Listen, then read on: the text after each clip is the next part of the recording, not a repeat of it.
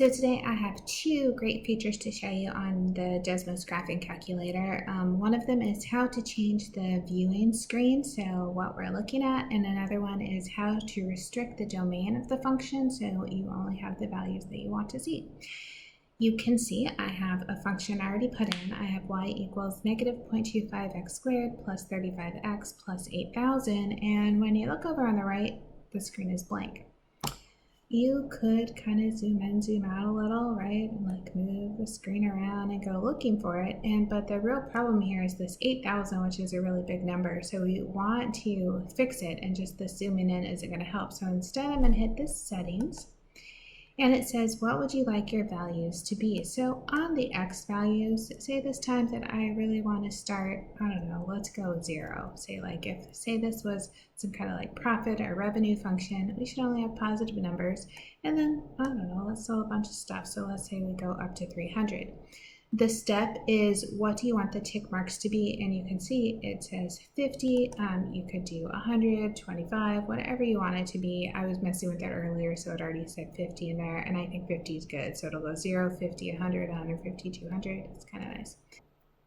Again, 0 seems kind of nice, like to say, you know, I could have nothing. And then I know it's got to be bigger than 8,000, and we kind of have to guess how big. So let's go for now at 10,000.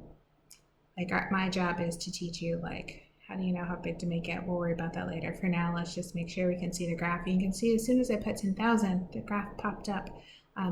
The step I have is 1,000, thinking that's an easy one to go 0 to 10,000, just by 1,000 each time. So that has in my steps now, and I can see this graph.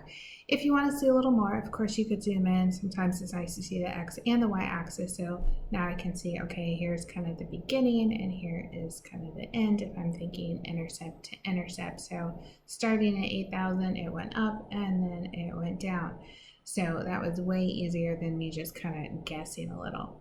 Right. Part 2, which I think is also good, is to say if there were an application problem, you can't make negative items. You can't have negative time. It can only be positive. So what I want to do is say, let's start this at 0, and then I'm going to decide where to end it. I'm going to end it at 250. Seems like a good number. So I'm going back up to the function, and I'm using this bracket, it's a set bracket, and all I need to do here is tell it what I want the X to be. So I want X to be greater than or equal to 0. So I'm going to hit 0 and say, there. Oh, let me move my thing so you can see it. So I hit the, that here, this now says that X is greater than or equal to 0 and is also going to be less than or equal to, and what did I say, 250.